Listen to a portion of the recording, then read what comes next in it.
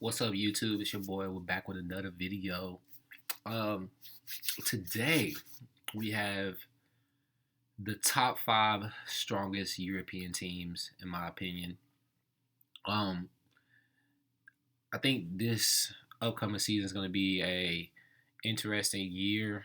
It's going to be a lot of um, speculation of who's going to win the Champions League, who's going to be the best team, who's going to be the second best teams. It's going to be a lot. We have a lot going on in the Premier League. We have a few transfers going on. Um, in the Spanish league, the Italian league did good last year with Inter Milan and AC Milan. I think making it to the semifinals. So it's a lot. Um, and we have a lot of transfers going on right now. So it's just going to be very interesting to see what happens. So I made a list of the top five strongest European teams that are going to do good in the Champions League this season. In my opinion, um, I know some of you have your own teams that you support, which is totally fine. I have my own team I support too. I'm not gonna disclose that yet, but I think it's all fair to say that if it's a good team, it's a good team, and even if you're going against them, you can kind of, you know, hang your hat on knowing that they're gonna, put in some goals and put in a good effort. So these are top five teams, and I'll go into detail each one of them. The first team we got obviously is Real Madrid. Real Madrid. Madrid signed Jude Bellingham. Yes, Jude Bellingham. Youngin, like 19, 20 years old. Center mid, English, tall, perfect, leader.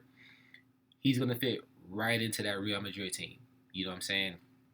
Real Madrid's already stacked with good midfielders already with Toni Kroos and Luka Modric, and they have Chouamani. They didn't really play Chouamani this season or last season, but it's going to be some debate on whether he's going to really get some playing time. Obviously, Casemiro leaving last season left a open spot, open position at holding mid for Chouamani. So it's going to be interesting. But with Jude Bellingham being in the picture, you definitely know Jude Bellingham could play holding mid, or he could play center mid, or box to box. So it's going to be interesting. Let's see what happens. But either way, Real Madrid stacked. I'm sure Real Madrid is probably going to get some more players. It's interesting to see who they're going to pick up. I think they probably need a striker, maybe a winger.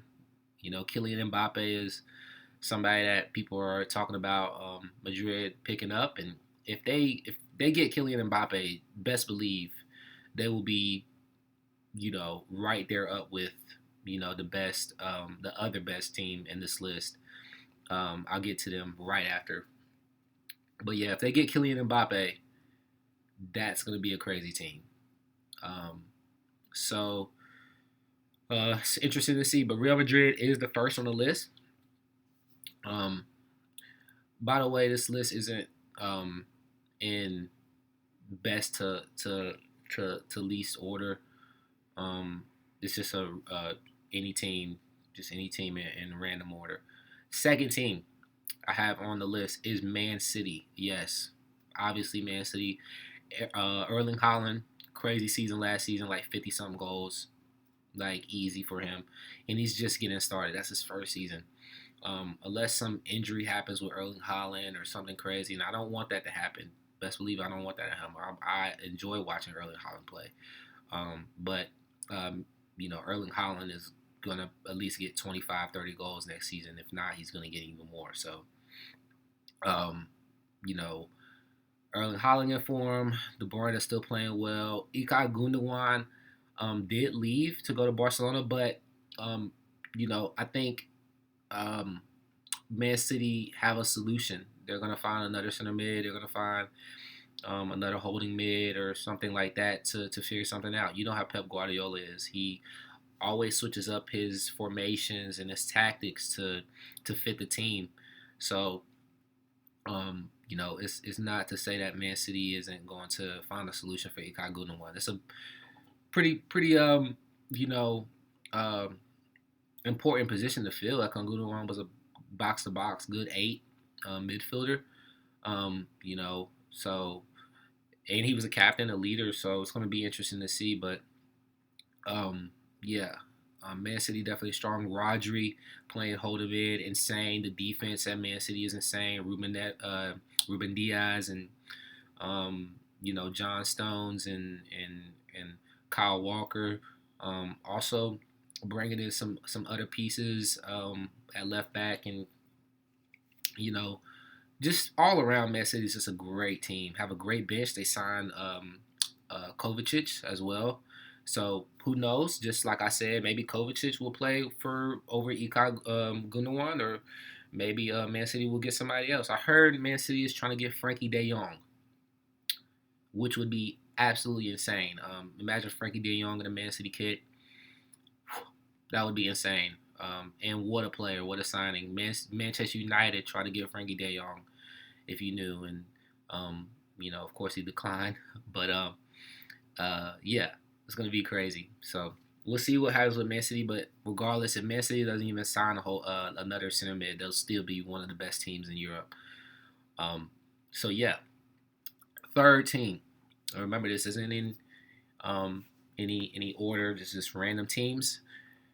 Um, Bayern Munich is the third team. Bayern Munich, I believe, is always strong every year. They just have a great system, have great players. They always recruit the best Germans as well. They bring in a little bit of French, a little bit of everything, really. But they just know how to see a player with potential and then make them into a even better player.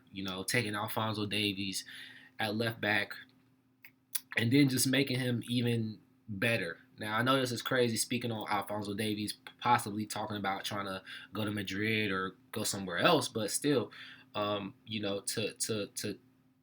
take a player and to churn him out and to make him one of the best left backs in the world, you have to give your props to Bayern Munich in that regard. So, also um, their midfield is very good. They always have a great system. Usually they play for like 4-2-3-1, but they could play, I'm sure maybe a 4-1-2-1-2 or 4-3-3 or something, basic. But they just have good teams. I mean, not good teams, good players. Thomas Muller has been there. He's been a good player every season. But yeah, it's going to be interesting what Bayern Munich will do. I know Bayern Munich did sign Kim Min Jae. I hope I'm saying his name wrong. Saying his name right. Kim Min Jae at center back, which is going to be insane. He's probably going to play over Upamecano. And they did sell Lucas Hernandez to PSG, so they still need to get a couple of pieces, especially in the defense at center back. And if Alphonso Davies leaves at left back, they'll have to get another left back. Oh, never mind. They won't have to get another left back. They signed Rafael Guerrero from Borussia Dortmund, which is an absolutely great pick. He's a solid left back and could play also left mid. So he's kind of similar to Alphonso Davies, except he's not as fast. But yeah, good playing. So really, they just need another center back, maybe two more center backs. I know they have they lit. So it's going to be interesting. Will they play three in the back? Will they play a four in the back with just two center backs? It's going to be interesting. Hopefully Neuer can stay fit for this season. I believe if Neuer was fit last season, they would have made it even further down the Champions League. I think they got knocked out in like the quarterfinals, semifinals. So, but Bayern Munich, great team, strong team, scary team. Leroy Sané, Sadio Mane, he may leave. We'll see. But either way, Bayern Munich is always going to be a strong team. For the fourth spot on this list is Arsenal. And I think this one comes as a surprise to a lot, speaking that we haven't seen Arsenal in the Champions League in a long, long time. But this year, or the previous season, Arsenal, man, I mean, what a season, what a team. I think the main focal point in that team was Saka. I think the signing of Gabriel Jesus was also a big part of it. But also players like Odegaard and you know Smith Rowe and just Martinelli really coming out of the shell and just a lot of players on Arsenal that really just stepped it up. I mean, Arteta really made that team into a very cohesive unit, and Arsenal really ramping it up in the transfer league. They're about to sign Declan Rice. I hope people understand that if I ain't gonna say if because it's almost inevitable at this point, but if Arsenal signs if Arsenal when Arsenal gets Declan Rice, the midfield in Arsenal will be complete. Arsenal, as you can see, Arsenal is a lanky type team. They're tall, they're lanky. Gabriel Martinelli, he's lanky. Saka, lanky. All their players are built like Rashards and Mbappe's and Alphonso Davies and the lanky, Rafinha, you know what I'm saying? The good height, about 5'11", lanky players. You know what I'm saying? They have that all around the board. You know what I'm saying?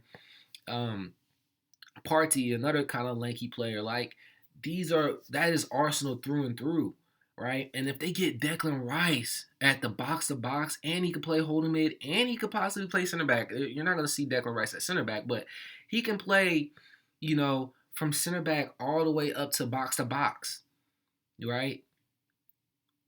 When they get Declan Rice, that team is gonna be complete, y'all. And you can't help but say that Arsenal is going to be a very, very scary team. Very, very scary team. You know, um, you know, obviously Arsenal. I'm not sure they're really going to sign any more forwards with Saka and Martinelli and everybody that they have already. But yeah, that's the missing piece, and everybody can testify to that all they need is an 8. I think Odegaard last season was playing 8/10. But now if Rice comes into the picture, now Odegaard can go to the 10. Then you have Odegaard can go to the 10. Rice can go to the 8. And then Party at holding mid. And that midfield is done. It's complete. There's no more. Or you could add Smith Rowe. You could really start to mix it up. Declan Rice as the freedom because he could play, both. And you can play holding man and you can play box to box, which is essential. Every Premier League teams, every team around the world will want a player that like Declan Rice, hands down. So Arsenal, it's gonna be scary. They're without a doubt. I already know they're gonna do good. Who knows? They might sign any more players, but it's gonna be insane. So the fifth spot, and this one is actually really surprising. This is kind of difficult to come up with, but I'm going to have to admit it. I believe the fifth is going to be Barcelona. And I only say that because Barcelona did come first place in the La Liga, in the Spanish league, which is kind of surprising. I thought it was going to be Madrid, but they did well, and they did it by like 10 points. So Barcelona, with the team that they have, the young team, the Gavi, the Pedris, you know what I'm saying? Lewandowski in form. He had the most goals in the Spanish league. Dembele not getting injured. Good. Ansu Fati, I think Ansu Fati's back. I don't know if Ansu Fati got injured or not, but I think he started to come back, and you're starting to see, some good steps towards Barcelona, coming back into its form, right? And I'm not sure they're gonna sign you. Oh, they did sign Gundogan. So Gundogan is now part of the puzzle with a good leadership, and obviously Gundogan will fit perfectly in the Barcelona system. He plays tiki taka already with Pep Guardiola at Man City, so he's gonna go to Xavi, and do the same thing. So, it's gonna be really really good. I think only thing that Barcelona needs to maybe improve is the defense. The center backs. I know Jordi Alba retired, so they need to definitely get another left back. I think they have a left back up for grabs that they could probably find. In the squad. But yeah, I think Koundé had a pretty good season. Araujo, obviously a good player. Um, so yeah, it's gonna be interesting. It's gonna be interesting. Um, right back, just improve a little bit on the defense. But hey, if you made it, if you got first place in the Spanish league, who's to say that, what I'm saying, you wouldn't do good next year, right? So Barcelona, that's my fifth, you know what I'm saying? Um, uh, that's my fifth pick for the out of the five teams, right? So we got Real Madrid, Man City, Bayern Munich, Arsenal, and Barcelona, right?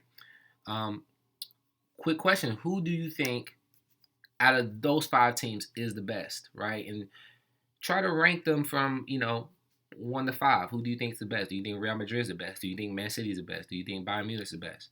You know, and then drop that in the comments, man. Talk about this. Try to really debate and see and give a good reason of why you think I'm saying these teams are the best. And also, if you think that there's a team that I missed, if you think that Manchester United should be on this list, or Borussia Dortmund, or Paris Saint Germain. If you think any other team should be in this list, let me know in the comments. Of course, like and subscribe. I appreciate the love. I appreciate you all. If you haven't, follow me on TikTok. I post videos similar to this on TikTok. I post transfer updates. I post football news on TikTok. Follow me there. Also, I have Instagram. Follow me on Instagram if you do have Instagram. And also just make sure you subscribe. I'm going to be posting videos almost every day and trying to, give updates on the football news and the transfers and just the games and what's going on in the football world, because there's a lot going on right now. Yeah, I'll be pushing out more content to y'all. I really appreciate y'all for the support. Thank you for watching this video. Thank you for supporting the channel. And I hope you have a good summer. Have fun. Do what you want to do. Do what you love. And especially if you play football, be the best. Saying? Go 1v1. Don't be afraid. Saying? That's what football is about. So thank you again. And I'm out.